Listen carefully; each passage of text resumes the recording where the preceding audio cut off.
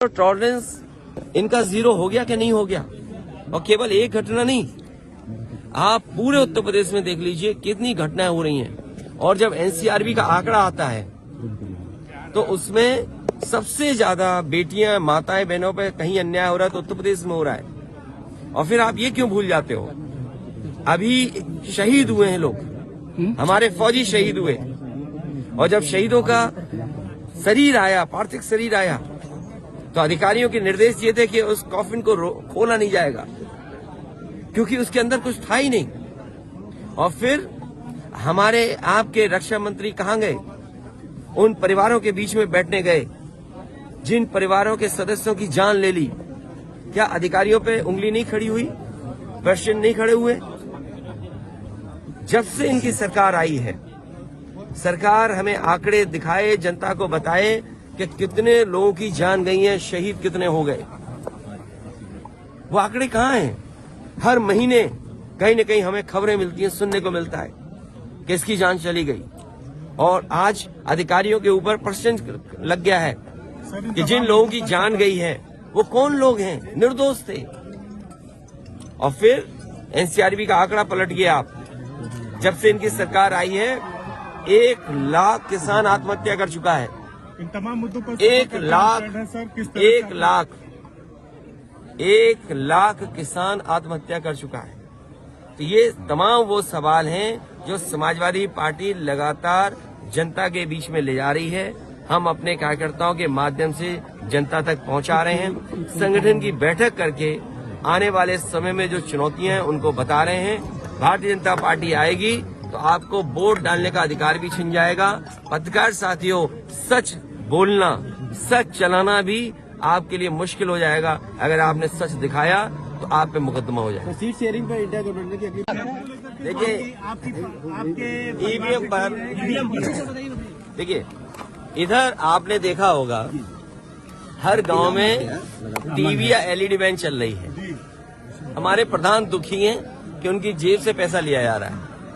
हमारे जनप्रतिनिधि परेशान है कि उनकी जानकारी में नहीं है। चुन गई पार्टी दूसरी, वोट मांगा जा रहा दूसरे का।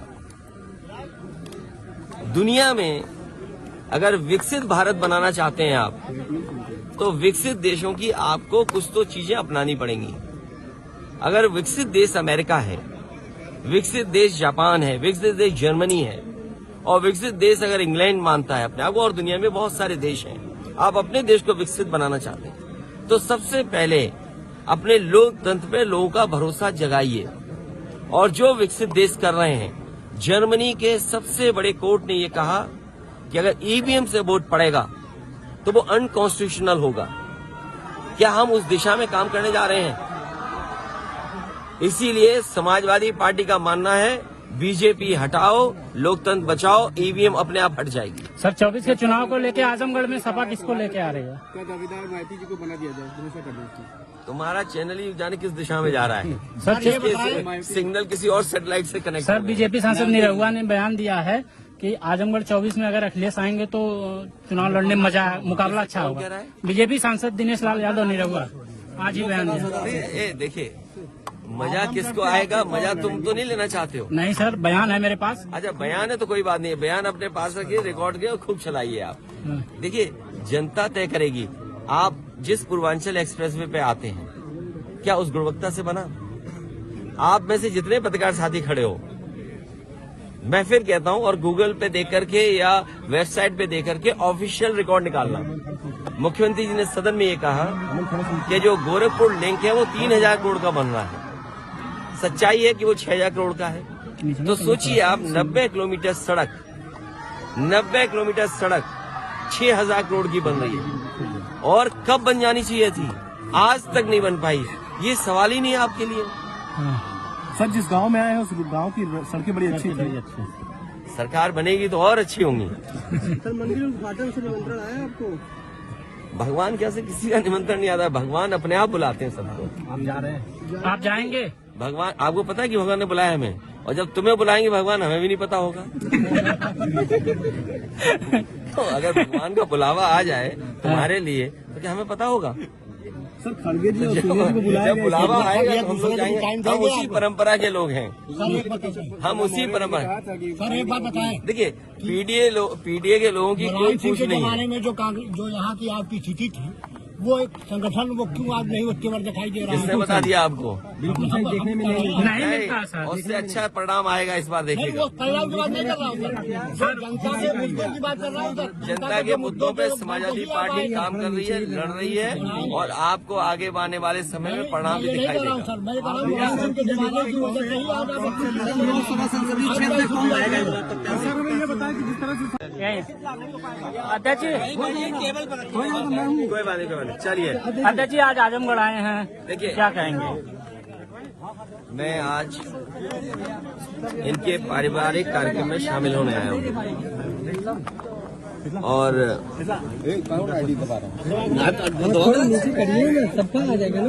शादी का और पारिवारिक कार्यक्रम में मैं शामिल होने आया हूँ, हाँ और बधाई देने आया हूँ परिवार को। हाँ ये इस गांव में कोई पहली बार नहीं आए, हाँ और आजमगढ़ में पिछली बार भी जब मैं आया था तो एक शादी में आया था, हाँ अगर आपको याद हो। जून में। और लगातार समाजवादी पार्टी कार्यक्रम कर रही है, और मुझे उम्मीद है कि आने वाले चुनाव में आजमगढ़ से ऐतिहासिक परिणाम आएगा। ऐतिहासिक परिणाम का इंतजार पूरे देश को भी है। उत्तर प्रदेश आने वाले चुनाव में सबसे बड़ी भूमिका निभाने जा रहा है, और मुझे उम्मीद है कि जनता निर्णय लेगी और भारतीय जनता पार्टी का सफाया उत्तर प्रदेश से होगा। इसीलिए कई बार इस बात को समाजवादियों ने भी कहा, और गठबंधन की तरफ से इस बात को कहा गया कि उत्तर प्रदेश से बीजेपी को हटाने का मतलब है देश से बीजेपी को हटना। 80 हराइए, बीजेपी हटाइए, इस नारे पे समाजवादी लोग लगातार काम कर रहे हैं। 80 को हराने के लिए क्या और तैयारी है सर? पीडीए ही एनडीए का मुकाबला करेगा, पीडीए ही मुकाबला करेगा एनडीए का। और जो पिछले वादे किए हैं भारतीय जनता पार्टी ने, किसानों की आय दोगुनी होना, नौजवानों को नौकरी और रोजगार मिल जाना, आज कम से कम इनको बताना चाहिए कि इतने लोगों को नौकरी दी है इन्होंने, इतने लोगों को रोजगार मिल गया है। और आप में से बहुत सारे साथी होंगे, बड़ी बड़ी मैगजीन अगर आप देखें, टीवी अखबार देखें, विज्ञापन तो बड़े बड़े हैं, और सदन में सरकार ने ये कहा कि 40 लाख करोड़ के एमओयू हुए हैं। अगर 40 लाख करोड़ के एमओयू होंगे तो कम से कम आजमगढ़ में नहीं तो मऊ में नहीं तो जौनपुर नहीं तो बनारस, और बनारस नहीं तो गाजीपुर, बलिया, या कम से कम गोरखपुर में इन्वेस्टमेंट तो आया होगा। 40 लाख करोड़, और on the floor of house कहा मुख्यमंत्री जी ने कि 40 लाख करोड़ के एमओयू हुए हैं और उद्योग लगने जा रहे हैं। जिस सरकार के 2 साल यूं ही गुजर गए हों, तीसरा बजट आने वाला हो, और उसके बाद जमीनें चिन्हित कर रहे हो कि हमें जिलों में जमीनें चाहिए तब इन्वेस्टमेंट आएगा, तो जिस सरकार ने तैयारी नहीं की, मुझे नहीं लगता है कि इन्वेस्टमेंट आएगा। आज बाजार में 70% से ज्यादा कैश फ्लो कर रहा है, पहले से ज्यादा कैश आज मार्केट में है। जिन लोगों ने ये कहा कि नोटबंदी होने से भ्रष्टाचार खत्म हो जाएगा, आपने, हमने, सबने तस्वीरें देखी हैं, और मैं धन्यवाद देना चाहता हूं तमाम अपने यूट्यूबर्स को, चैनल के लोगों को, जिन्होंने झारखंड में जो पैसा पकड़ा गया उसकी तस्वीरें, उसकी वीडियो दिखाई। तो आखिरकार किसका फेलियर है ये? जो सरकार ने नोटबंदी की हो और उसके बाद 300 करोड़ से ज्यादा पैसा निकले। क्या इसी तरह उत्तर प्रदेश में याद कीजिए कि इत्र व्यापारी पे निकला था पैसा, और आरोप ये सरकार ने लगाया कि ये समाजवादियों का है। मैं तो बड़ी जिम्मेदारी के साथ आपसे कह रहा हूं कि चुनाव आने वाला है, ये बीजेपी वालों ने जो आरोप लगाए थे, कम से कम उस इत्र व्यापारी से समाजवादियों की मदद तो कराओ। तो आपकी वो पॉलिसी फेल हो गई, किसान का धान नहीं खरीदा गया, घर घर बेरोजगार बैठे, उन्हें कब नौकरी मिलेगी? और फिर जाति जनगणना कब होगी? सामाजिक न्याय बिना जाति जनगणना के संभव नहीं है। कुछ लोग सब कुछ पा रहे हैं। आप बताइए वाइस चांसलर के अपॉइंटमेंट में किसको नौकरी मिल रही है? कौन है लोग वाइस चांसलर? कौन अपॉइंट हो रहे हैं? और वाइस चांसलर जिनको अपॉइंट कर रहे हैं वो कौन लोग अपॉइंट नौकरी पा रहे हैं? उसका सरकार के पास क्या जवाब है?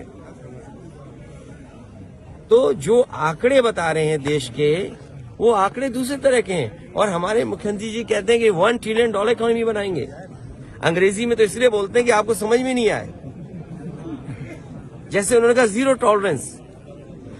टॉलरेंस कानून व्यवस्था में, इसी गांव के आसपास, इसी विधानसभा के आसपास, दूसरी विधानसभा में, बताओ एक राज